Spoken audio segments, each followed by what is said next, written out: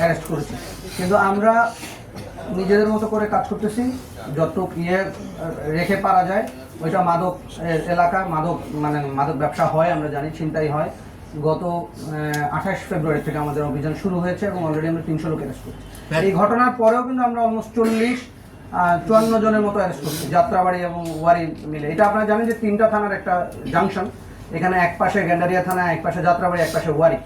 তো 3 থানার জাংশন। যেদিন ঘটনা ঘটছে আগের সন্ধ্যাবেলা আমরা কিন্তু অভিযান করেছি এবং ওই কারণেই ধরেন ওটা তো মাদকের স্পট, ওরা গেছিল মূলত মাদক করতে, মাদক সেবন করতে, কিন্তু ওরা মাদক পায় নাই এবং আরো তার আগে ওরা করছে। এর আগের দিন সন্ধ্যাবেলায় যে আমাদের এসি ওয়ারির নেতৃত্বে আমরা ওইখানেই অভিযান পরিচালনা করছি।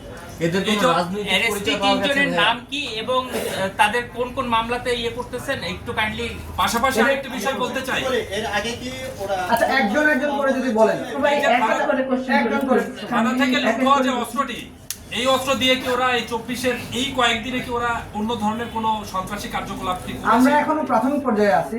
আমরা এই এটা একটা বেশ বড় ইনসিডেন্ট, একটা সরকারি কর্মকর্তাকে গুলি করা হয়েছে, তাও মাদকের, যে কারণে আমরা প্রাথমিকভাবে আপনাদেরকে ব্রিফ করতেছি। আমরা তদন্ত চালাচ্ছি, তদন্তে আরো হয়তো কিছু পাওয়া যাবে। আমরা তো এই যে দেখেন একটা অস্ত্রের কথা জানতাম, পাইছি 3টা।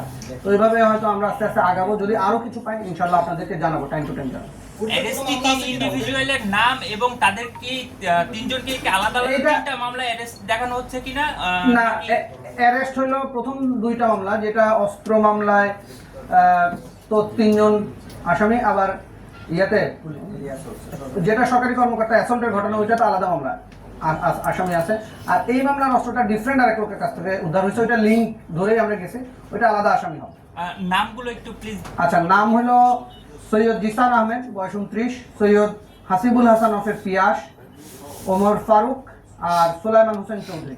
এর মধ্যে গুলি করার জন্য কে রেসপন্সিবল ছিল? গুলি করার জন্য সবাই তো রেসপন্সিবল ছিল। আচ্ছা, মানে এই 3 জনকে গুলির মামলাতে আপনার